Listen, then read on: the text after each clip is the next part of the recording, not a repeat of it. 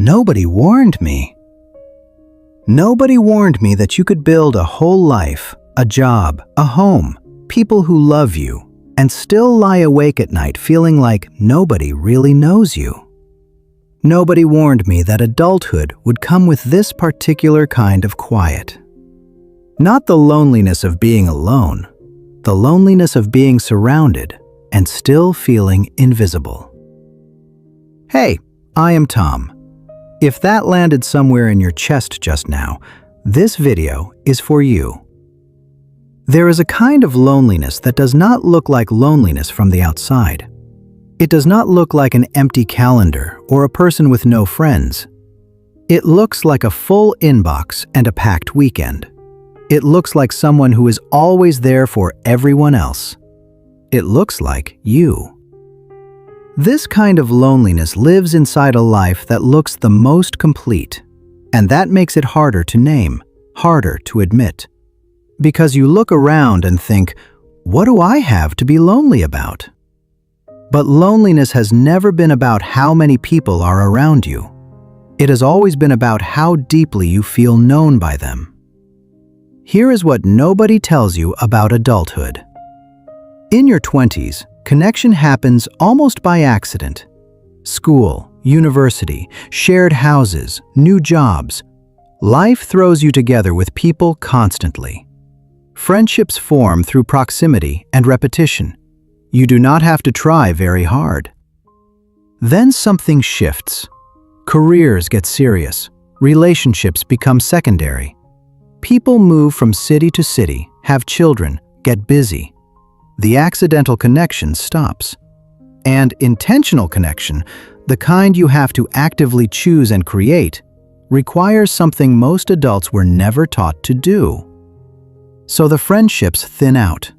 Not dramatically, just quietly. One less call, one less coffee, one less person who actually knows what is going on with you. And at the same time, the roles pile on. You become the reliable one, the capable one, the one who holds things together. And somewhere inside all of that performing and providing and showing up for everyone else, you stop being fully known by anyone. Loneliness is not just an emotional inconvenience. It is a genuine health issue. Chronic loneliness raises cortisol levels. It disrupts sleep. It affects the immune system. It increases the risk of depression and anxiety. And it quietly erodes the sense of meaning that makes daily life feel worth showing up for. And here is the loop that makes it worse. When we feel lonely, we tend to withdraw. We tell ourselves we are fine. We stay busy. We scroll. We perform okayness so convincingly that the people around us never think to ask. And the less we let people in, the lonelier we feel. The lonelier we feel, the less we reach out. The loop feeds itself, and nobody on the outside can see it happening. So what do you do with this? The answer is not to join more groups or fill your calendar with social obligations. Forced connection does not fix this kind of loneliness. It just distracts from it temporarily. What actually helps is something quieter and more specific. First, name it. Not to everyone, just to yourself. I am lonely. Not in a pitying way, in an honest way. Because you cannot address what you will not acknowledge. And naming it clearly is the first step to interrupting the loop. Second, choose one person, not a group, not a social event. One person you already know and trust, however slightly, and let them see one real thing about how you are actually doing. Not the performed version, the real one. That is all.